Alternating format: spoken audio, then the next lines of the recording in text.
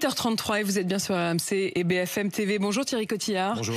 Merci de venir dans ce studio analyser avec nous ce qu'il y a dans le caddie des Français. Vous êtes le président du groupe Les Mousquetaires. C'est évidemment les magasins Intermarché, mais c'est aussi Bricomarché, c'est aussi Bricorama, c'est aussi Bricocash et c'est même Rapide Pare-Brise. Donc vous avez à peu près toute la panoplie. Évidemment, on va parler des prix, on va parler de ce qui concerne aussi la rentrée scolaire, mais on a parlé d'inflation non-stop depuis plus d'un an maintenant. On est tous devenus spécialistes de ce qui se passe dans nos caddies, du ticket de caisse. Mais il y a une chose qu'on n'avait peut-être pas vu venir, c'était la déconsommation. C'est-à-dire que les Français, il y a des produits dont ils ont appris à se passer, qu'ils ont fini par sacrifier. Est-ce qu'ils vont y revenir ou non? Voilà une des questions que j'aimerais voir avec vous ce matin. D'abord, cette déconsommation, c'est quels produits que les Français ont renoncé à acheter? On l'observe, cette déconsommation, elle est chiffrée à moins 2% depuis le début de l'année. Alors, quand vous regardez les chiffres dans les supermarchés, ça augmente. Ça fait plus 11, donc c'est des années exceptionnelles. Mais en fait, ça cache le fait que l'inflation qui a plus 13... C'est-à-dire que le ticket augmente en termes de prix, bien sûr, mais en termes de volume et de produits achetés, il y en a moins. On est à moins 2. Et là, vous avez des vraies différences d'une famille à l'autre. L'hygiène, la beauté, donc les shampoings, on est à moins 8%. Et puis les produits sur lesquels il y a une certaine cherté, la viande, le poisson, on est sur des récessions à moins 6%, moins 5%. Donc en fait, on l'a vu venir, nous. Les distributeurs, on sait en fait qu'à un moment, lorsque les prix augmentent trop, il y a une élasticité et la demande baisse. Et donc on y est. Et autre phénomène très marquant, ce sont les marques nationales qui, rappelez-vous, en mars, nous ont passé des tarifs à 17-18%, lorsque les PME étaient beaucoup plus raisonnables. Et ces marques nationales perdent vraiment la guerre de la part de marché en France, puisqu'elles font 2 points de quota en moins.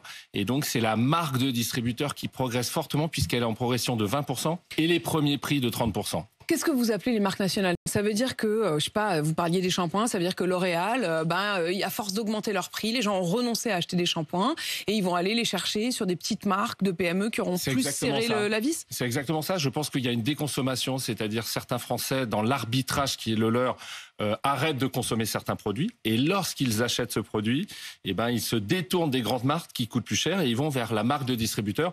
On dit souvent en fait que la marque de distributeur, on l'achète la première fois pour le prix et on la rachète pour la qualité, puisqu'en fait, le consommateur comprend qu'il n'y a pas les frais marketing, il n'y a pas les frais de commercialisation. Il n'y a pas une grosse différence finalement en termes de qualité. Et intrinsèquement, la qualité est au rendez-vous. Donc les marques nationales aujourd'hui sont en train de s'apercevoir que leur politique à la hausse montre ses limites. Et aujourd'hui, ils reviennent avec des propositions très fortes de promotion pour le deuxième semestre. De promotion, on va y revenir dans un instant, parce qu'on va revenir vraiment sur ces prix. Vous êtes venu d'ailleurs avec des exemples très précis de quelques prix qui baissent. Mais je voudrais qu'on reste encore un instant sur ce que vous nous disiez. Quand vous nous dites hygiène et beauté, ça veut dire que c'est des produits... plaisir du quotidien. Ces rayons-là, vous vous rendez compte, vous, dans les supermarchés, que c'est des rayons où vous avez des invendus. C'est-à-dire où vous vous retrouvez avec presque du trop-plein d'après-shampoing, de shampoing, de savon, de crème. Alors, ce qu'on s'aperçoit, c'est qu'en fait, on a des calculs de réappro automatique en fonction des historiques. Donc, réapprovisionnement. Ouais. Donc, dans les dernières semaines, on en vend un peu moins, ça se recale et finalement, on n'est pas en surstock. Ce qu'on observe vraiment, c'est lorsqu'on a fait des opérations beauté, en avril par exemple, avec des promotions à 60-70%, ça a été la razzia. C'est-à-dire que je pense Ils avaient attendu les promos. Exactement, ils ont fait le plein et aujourd'hui, je pense qu'ils consomment aussi sur ces stocks mis de côté. Et la mauvaise nouvelle pour nos consommateurs, c'est la loi de Crozaille qui va plafonner ces promotions à 34% l'année prochaine. On s'est battu contre, on a perdu. Et donc, c'est pas une super nouvelle pour nos consommateurs. Et pourtant, le ministre de l'économie était plutôt de votre côté là-dessus. Mais là, lui aussi, il a perdu. Hein. On a perdu. Les parlementaires ont pris une autre position. C'est dommage. Et donc, il faudra que les multinationales soient surtout raisonnables.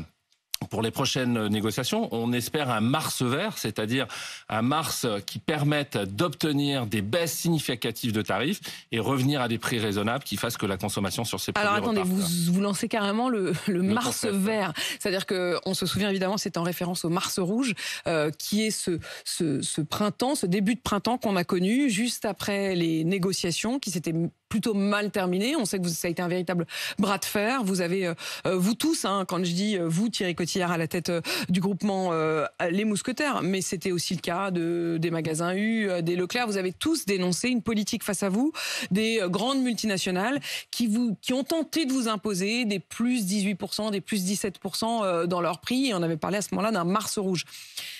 Est-ce que quand vous dites un mars vert, ça veut dire non seulement que l'inflation serait stoppée, mais est-ce que ça veut dire que vous imaginez une décrue des prix? On va vers un pic d'inflation cassé, comme l'a évoqué Bruno Le Maire, et on va vers des négociations où nous allons obtenir des baisses de tarifs pour 2 raisons. Vous avez la matière première agricole qui constitue la composante du prix sur lequel il peut y avoir des baisses. Ça a été le cas de la volaille, parce que l'alimentation des poulets est beaucoup moins chère qu'il y a un an, donc on le répercute dans le prix d'achat du poulet. Mais surtout, nous allons avoir un prix industriel de production qui va baisser, parce que l'électricité coûte moins cher, parce que l'emballage est en train de coûter moins cher. Et donc, on a bon espoir d'avoir des baisses de 3 à 5, voire 10% sur certains produits dès mars 2024. Là, pour le coup, ce seraient des vraies baisses de prix. Vous les avez, vous commencez à les avoir dans vos rayons, là, ces baisses de prix? Alors, on les a. Bruno Le Maire a annoncé des familles de produits sur lesquels on a des baisses. Je suis là ce matin pour vous dire qu'il ne dit pas, comme il l'a dit, que des bêtises, puisque c'est vrai. Les pâtes vont être en baisse significative de 3 à 10%, selon que ce soit Panzani, Barilla. On a l'huile de colza qui va faire moins 15%, l'huile de tournesol moins 3%, et puis la volaille, le ministre de l'économie l'a aussi annoncé, on constate des baisses de 3%, et notre rôle, c'est bien sûr de répercuter ces baisses dès qu'on les a renégociées au bénéfice du consommateur. Quand est-ce que ça va changer? C'est déjà effectif. Quand est-ce que ça va changer dans les rayons? Ça y est? Oui, j'ai regardé, depuis le 1er juillet, il y a eu 800 baisses de prix chez Intermarché Netto, donc c'est effectif. On est en train de clôturer les dernières négociations parce que les gens vont prendre leurs vacances aussi en août, et donc on aura un mois de septembre avec des baisses de plusieurs centaines de produits. Donc ça, c'est la bonne nouvelle pour nos consommateurs. Et puis, si vous voulez, on a tiré les leçons du premier semestre. Nous, chez Intermarché, on avait fait le choix d'investir lourdement dans le panier anti-inflation. La très bonne nouvelle pour les personnes qui nous écoutent, c'est que ce soit Carrefour, Leclerc, Système U ou Intermarché, on va reconduire ces plans anti-inflation. Ça veut dire quoi? Ça veut dire que le distributeur va faire des efforts de marge, et donc en baissant encore des produits, on va pouvoir juguler l'inflation dès le mois de septembre. Alors tout est dans le distributeur, c'est-à-dire que vous dites c'est le distributeur qui va baisser ses marges. Est-ce que l'industriel lui aussi va quand même faire cet effort? Il l'aura fait sur... Nous, on a fait le calcul, on est à moins de 1000 produits sur lesquels on aura obtenu des baisses. Ça vous paraît pas grand-chose, j'ai l'impression. En fait, moi, je me rends pas compte. C'est-à-dire que, évidemment, je n'imagine pas combien il y a de produits dans votre supermarché. Il y en a plus de 15 000, donc on parle de 5%. Voilà de quoi on parle. Donc 5%, ça va pas satisfaire nos consommateurs. Donc, en complément, sur les marques de distributeurs, nous, en plus, Intermarché, on les fabrique, on a nos usines, on a nos abattoirs, nos bateaux. On va continuer et on va même amplifier. Les équipes sont en train de travailler là-dessus. Et en septembre, on aura des listes de produits certainement encore plus larges que 500 produits pour compléter les baisses qu'on aura obtenues des multinationales. Est-ce que les multinationales sont en train, quand on parle de ça, alors on commence maintenant à le savoir, mais je préfère quand même redire de quoi il s'agit. Quand on dit les multinationales agroalimentaires, c'est Nestlé, Danone, Mars, Coca, c'est-à-dire ce sont les très grosses entreprises d'alimentaire qui sont dans des négos avec vous, oui. Et on parle notamment des 70 plus grosses entreprises d'agroalimentaire qui se sont réunies dans ce qu'on appelle l'ANIA. On avait reçu sur RMC le patron de l'ANIA qui s'exprimaient en leur nom. Est-ce que ça veut dire que c'est eux qui ont perdu cette bataille? Non pas forcément dans les prix, mais au moins dans l'opinion. Ils vont la gagner dans leur rentabilité. Vous avez bien compris, en fait. Lorsque ça méritait 8% de hausse et qu'on a eu le droit à 15 ou 16, ils ont pris 7-8 points de résultats additionnels pour leur groupe. Donc ça, c'est la victoire à très court terme. À moyen long terme... À court terme, ils ont gagné des sous. Ils ont gagné des sous, mais ils vont en perdre. Parce qu'on leur avait dit, le marché va se retourner et le consommateur va aller vers la marque de distributeur que nous fabriquons ou que nous faisons fabriquer par des PME françaises. Donc, je dirais, la messe, elle est presque dite. Lorsqu'ils reviennent avec des promotions agressives... Coca, en ce moment, fait une très grosse promotion. C'est une réponse à ça. C'est-à-dire on baisse pas forcément nos prix au quotidien, mais par contre, on fait des grosses promotions. Oui. On fait one shot, une promotion forte pour faire croire que le produit est accessible. Mais en fait, la réalité, c'est qu'on a, depuis le 1er mars, acheté, nous, côté distributeur, 15%, 16% plus cher le produit. Ça va nous amener à quoi? Ça va nous amener en mars à faire des choix drastiques de gamme. Et nous pourrions décider, comme d'autres distributeurs, de limiter certaines gammes de grandes multinationales au profit de la marque de distributeur qui a trouvé son public. Ça veut dire quoi concrètement? Ça veut dire qu'au lieu d'avoir 50 produits chez Coca-Cola, on en aura peut-être plus que 30. Ça veut dire que vous allez arrêter de vendre, je sais pas, le Coca Cherry ou... Oui, ou les 5 formats. Il y a 5 formats. Et d'ailleurs, sur les formats, on va ouvrir l'anecdote. Vous avez aujourd'hui des entreprises qui refusent catégoriquement de venir à la négociation. Je vais en citer une puisque c'était Allez-y, la parce que de toute pratique façon, à un du moment, name il faut le and dire. shame. Lorsqu'Unilever refuse de venir à la négociation. Unilever, c'est quel genre de produit dans nos rayons? Unilever, c'est la marque globale. Sun, par exemple, en lessive. D'accord. Et le sel régénérant, très utilisé par nos consommateurs, était en format 4 kg. Ils transforment le packaging pour le mettre aujourd'hui en 1 kg. Et lors de la transformation, en ayant un prix au kilo qui normalement aurait dû être reconduit, il prend 50% de hausse. 50%. Moi, je vois bien le paquet, on l'a tous, on l'achète tous. Je suis la ménagère avec son paquet et à l'intérieur, il y a 4 sous-paquets de 1 kg de sel qu'on met dans la machine. Vous nous dites qu'en fait, on repasse au 1 kg, donc on a l'impression qu'on peut acheter un peu moins. En prix facial, c'est moins cher, mais au prix au kilo, c'est 50%. Donc notre position, on est responsable, on dit on n'en veut pas. C'est-à-dire qu'à ce tarif-là, c'est trop cher pour nos consommateurs, donc vous restez avec votre produit. Donc typiquement, vous ne vendrez pas le produit à l'unité du kilo. Eh bien, vous préférerez ne pas le vendre. On préfère ne pas le vendre et à ce moment-là, proposer à Apta, notre marque propre, qui propose la même chose 2 fois moins cher. Et ça, face à ce mur que vous leur imposez, est-ce qu'à un moment, on peut se dire, bon, bah allez, on revient quand même à un prix raisonnable? Ils vont revenir à la négociation, à mon avis, avec l'idée de sauver des volumes, parce qu'en fait, un métier d'industriel, c'est un métier de volume, c'est un métier de chaîne. Donc je pense que ce qui va se passer dans les semaines qui viennent, la promotion ne comblera pas les volumes perdus par le rejet des consommateurs français. Et donc c'est pour ça que je vous dis, on est en position en mars 2024. Alors c'est encore un peu loin, mais ça va venir vite quand même, c'est dans 8 mois. De renégocier parce que les industriels vont redevenir raisonnables.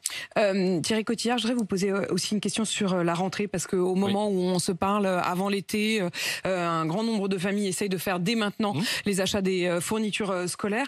Est-ce que là-dessus, vous avez réussi à garder les prix à peu près raisonnables? Il y a une très bonne nouvelle parce qu'en fait, ce sont des achats que nous avons programmés il y a 12 mois, 10 mois. Et on n'avait pas cette inflation sur la matière première. La fourniture scolaire, c'est notamment le papier. Le papier n'avait pas flambé. Donc la très bonne nouvelle, on a regardé l'échantillon de l'ensemble de nos fournitures scolaires. Elles vont prendre en septembre une inflation de l'ordre de 3% sur les 6% de l'année dernière. Donc on parle de 9%, quand en alimentaire, c'était 18%. Donc c'est une inflation 2 fois moins importante. Et comme on est des commerçants, le choix que nous avons fait, c'est de mettre dans notre liste de panier anti-inflation l'essentiel des fournitures scolaires pour que finalement le consommateur rachète les fournitures au même prix que si on achète des fournitures de base, j'imagine qu'il y a quand même toujours une très grande disparité entre le cahier de base et le cahier avec un logo bien sûr. de je ne sais quel dessin animé ou de licence. Si on veut acheter des fournitures pas chères, on peut. On peut acheter des fournitures pas chères au même titre que j'ai envie de vous dire, on peut faire ses courses à des prix intéressants, puisque quand vous analysez les positionnements prix des enseignes alimentaires en France, vous avez des écarts qui peuvent aller jusqu'à 20%.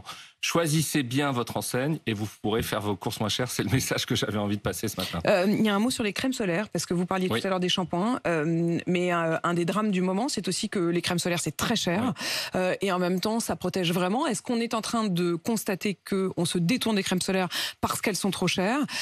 Et dans ce cas, quel impact ça a, évidemment, sur ne serait-ce que la santé à long terme des enfants et des plus grands? C'est une problématique, on l'observe, on est en décroissance très forte, de l'ordre de 10% sur ces produits-là. Donc ce qu'on est en train de faire, alors qu'il y avait un attachement très fort aux marques nationales sur pour le coup, on est en train de travailler pour faire des appels d'offres et créer notre marque de solaire en la développant beaucoup plus. On avait quelques références et on s'aperçoit qu'il faut aller plus loin. Il y avait peu de marques solaires très peu. Il y a un attachement très fort à la marque. Et donc là, on est en train de se dire pour l'été 2024, il faudra proposer des marques solaires à la marque Intermarché. Pour que, plutôt qu'ils ne se détournent des crèmes solaires, c'est un enjeu de santé publique. Oui, tout à fait. À un moment où personne ne s'adresse à vous, c'est-à-dire qu'on a l'impression que c'est vraiment, vous êtes votre interlocuteur, c'est le ministre de l'économie, mais est-ce que le ministre de la Santé, est-ce qu'il s'adresse à vous, est-ce qu'il s'inquiète de cette question-là? On n'a pas eu de lien direct. Alors, notre quotidien, c'est plus avec le ministre de l'Agriculture, qui lui aussi a des coûts de production qui augmentent et qui s'assurait que l'inflation soit au rendez-vous pour payer les agriculteurs. Et ça, c'était tout à fait noble. Pour le ministre de la Santé, la vérité, c'est qu'on n'a pas eu de contact sur ce sujet. Je voudrais qu'on parle des émeutes, parce qu'elles vous ont, vous aussi, concerné. On a vu évidemment un certain nombre de commerçants dans les centres-villes qui ont été touchés, mais des supermarchés aussi qui ont été brûlés. Des supermarchés Intermarché? On a eu 44 points de vente qui ont été vandalisés, 25 en région parisienne. Sur ces 44, il y en a 17 qui l'ont été gravement. Et on a eu jusqu'à 2 Intermarchés qui ont été totalement saccagés, brûlés. Ça veut dire quoi? Ça veut dire qu'aujourd'hui, le point de vente, il est fermé. Le point de vente, on est en train d'évacuer la marchandise qu'on ne peut même pas donner aux associations puisqu'en fait, les produits sont calcinés. Et résultat, c'est 8 mois de travaux pour reconstruire le supermarché. c'est 8 mois de chômage technique et c'est 8 mois d'angoisse, puisque nous sommes des chefs d'entreprise indépendants. C'est 8 mois d'angoisse pour le chef d'entreprise, puisque vous imaginez bien, c'est ping-pong avec les assurances et des sujets de trésorerie dans les semaines qui viennent pour ces exploitants. Et vous avez un peu des nouvelles? Est-ce que vous savez si les dossiers avancent? Je sais qu'on a entendu le ministre Bruno Le Maire, notamment encore lui, qui a demandé aux assureurs de faire vite. Est-ce que c'est ce que vous disent les patrons des magasins? Les patrons des magasins ont reçu les experts qui viennent constater, mais ça a beau être enclenché. Aujourd'hui, la trésorerie, il n'y a encore rien eu de réglé. Donc dans ces cas-là, on fait jouer la solidarité mousquetaire. C'est-à-dire que la première dette que a cet exploitant, c'est l'achat des marchandises achetées au groupe Intermarché.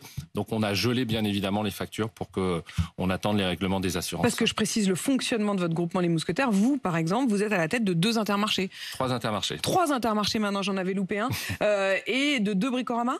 2 Bricorama en région parisienne. C'est ça, donc vous êtes chacun quand même à la tête aussi de vos magasins. C'est ça qui est terrible, c'est-à-dire lorsque son magasin brûle, c'est ses deniers, c'est son investissement, c'est ses équipes. Donc ça a été des situations difficiles, dramatiques et très stressantes le week-end dernier, enfin quand ça s'est passé pour l'ensemble de nos exploitants. Et pour les salariés, pour tous les agents de caisse, etc. Est-ce chômage que technique, chômage technique, donc ils ne touchent pas l'intégralité de leur salaire, ils savent pas quand est-ce qu'ils vont reprendre le boulot. Exactement. Donc bien sûr qu'on comprend le drame qui s'est produit, mais et c'est inexcusable, bien évidemment, mais on condamne tout aussi fortement ce vandalisme.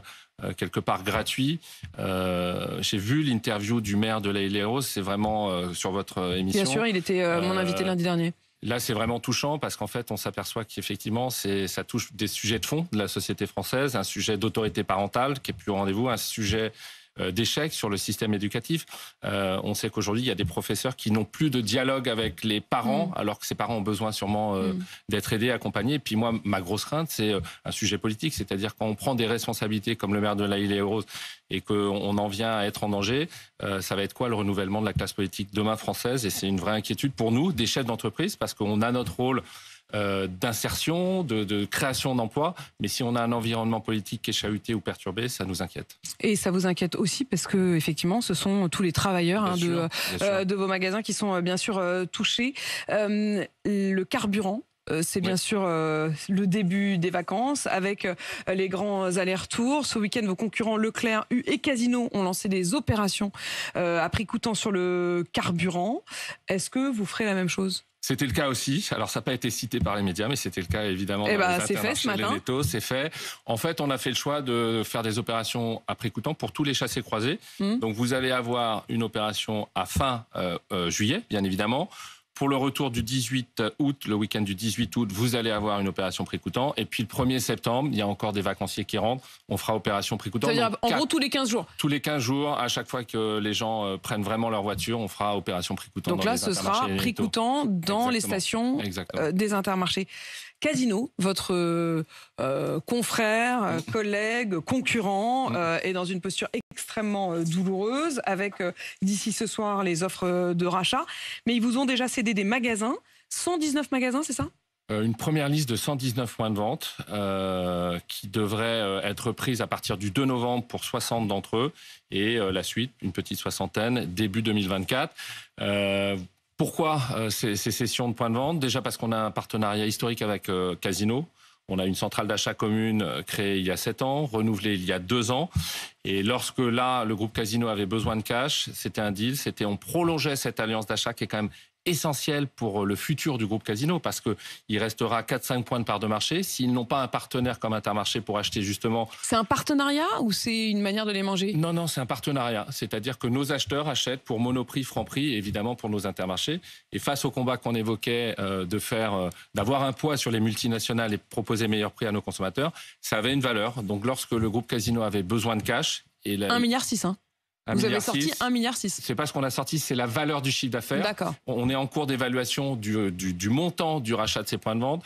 Mais pour nous, c'était une super occasion, évidemment, d'avoir un maillage encore plus fort en France. C'est-à-dire que d'un coup, vous allez vous gonfler. C'est-à-dire que vous allez vous retrouver avec... 10 points de vente peut-être à terme et 110 probablement avant le début de l'année 2024. Qui vont passer de la marque Casino à la marque Intermarché. Intermarché, pour quelques-uns, Netto. Netto, c'est un concept un peu de hard discount qui cartonne, qui fait plus 18 depuis le début de l'année parce que justement, il n'y a pas... On se se disperse pas, il y a l'unité de besoin au meilleur prix. Et donc ces deux enseignes Intermarché et Netto vont progressivement remplacer des supermarchés géants et Casino dans l'ensemble des territoires français, puisqu'on a voulu quelque chose de très homogène. Donc finalement, les Français vont voir arriver à la place on va changer l'enseigne, quoi. Exactement. Et puis le concept commercial à l'intérieur. Le concept commercial, mais est-ce qu'on va changer aussi le personnel? Non. Alors ça va être un des gros enjeux pour nos chefs d'entreprise. C'est qu'on l'avait vécu avec Bricorama. Je ne sais pas si vous voyez, c'est en région parisienne. On avait racheté ce groupe-là. C'est un succès commercial, mais aujourd'hui, 3 ans après, c'est un succès humain. C'est-à-dire qu'on a intégré ces équipes et on aura le même défi avec les employés de chez Casino qu'on souhaite accueillir dans la culture mousquetaire, qui est une culture d'entrepreneurs indépendants. Et on espère que tout ça va très bien se passer. Donc ça veut dire qu'ils resteront à leur poste, même s'ils s'adapteront à ce nouveau magasin. J'ai même envie d'être optimiste, c'est-à-dire qu'on a espoir de développer le chiffre d'affaires de ces points de vente en mettant notre concept, en mettant les prix d'Intermarché.